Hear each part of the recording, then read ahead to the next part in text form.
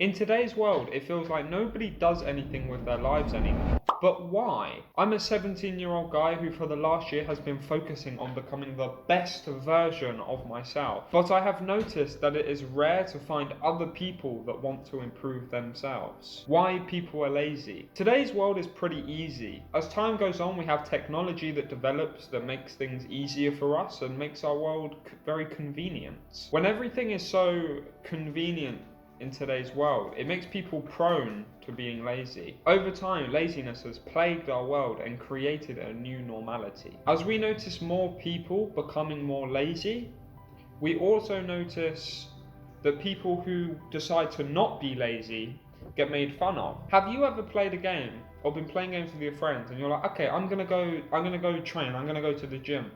And then these friends go, no, don't play the gym. Don't go to the gym. Don't be a loser, man. Come on, just play with us, man. One more game. Don't be a buzzkill. Don't ruin the vibe, man. Come on, play one more game. Come on. You're an idiot. Why would you train anyways? When people make fun of others that try to improve their lives, 99% of the time, that person then gives up because there's extra weight on just trying to improve yourself. So then all of a sudden this person will play another game with their friends and go out and do drugs with their friends and go out and do this and do that, and all of a sudden they're lazy again and they've come back down. They've fallen down the steps of progress they made. But that leads us to how laziness affects the world. As we discussed, laziness is contagious. If you're around a group of people who are lazy and are pushing you to be lazy, then you're also going to become lazy as well. Because of this, people are more prone to procrastinating. Because everything's so easy and convenient, pulling up social media on your phone is so addictive now. People procrastinate so easily, and procrastination in turn makes you more lazy, which means you complete less in your day, which means you have to skip tasks that you needed to complete, and then you're not making the progress you needed to make because you're indulging in the instant gratification things such as social media. And then you have low self-discipline because you're not doing everything you should be doing, and it's catastrophic. Your time compounds. If you spend 1 hour a day doing something productive, over the course of 5 years, that time of 1 hour that you spent every day doing this activity really has the effect of 2 or 3 hours because that time was so valuable then. And that's an important thing. So if you, instead of spending an hour a day on something productive, and you're doing something like scrolling on social media, that time doesn't compound. That time just shows that you have wasted all of this space on nothing, where you could have done something with your life. So as a whole, laziness has an incredible effect, but not for the good, for the bad of us. It ruins lives, it stops people from being productive, it would slow down the progress of the world, and we're not going to complete as much as a society if everybody's lazy. But how do you overcome laziness? The first step to overcoming laziness is telling yourself that the time will pass anyways. You have two options. You can either do nothing with your time, or you can go and make something of yourself. That time, that 10 minutes, that 20, that hour, is going to pass regardless, so you should make something of the time you have. We all have a specific amount of time that we can live for, and you gotta make the most of it.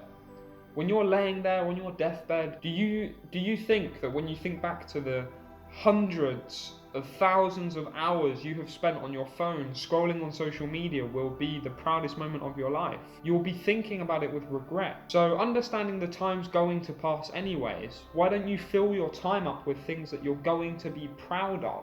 But in order to be able to be proud of your actions, you need to remove these bad habits. So I would advise you deleting TikTok, and don't replace TikTok with another social media. A lot of people will delete TikTok and go, yes, I'm no longer on TikTok. And then they open Instagram and start scrolling through Instagram Reels all day like an idiot. But you need to replace your addiction, because we all have an internet addiction, so I'll call it that. You need to replace your addiction with something progressive. You can't replace an addiction with another addiction. It would be like someone who's addicted to weed quits weed and then starts taking crack. It doesn't help. It's not progressive. So you need to stop doing the social media you're addicted to, stop partaking in it, and then start partaking in something that will progress your life for the better, and you will see incredible amounts of progress in that realm of your life. A lot of the time it's very difficult to understand what you need to replace your bad habits with, so I've got a list of things that you could be doing and implementing into your life to help you. For example, you need to be exercising, maybe building your future, for example, a business. That's really not necessarily an easy thing, but you could just be making content like myself, or you could be doing e-commerce, drop shipping, things like that you could be working on.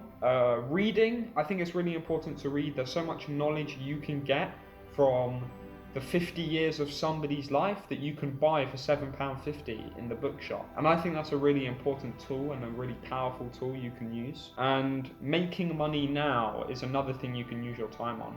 And making money now is a job.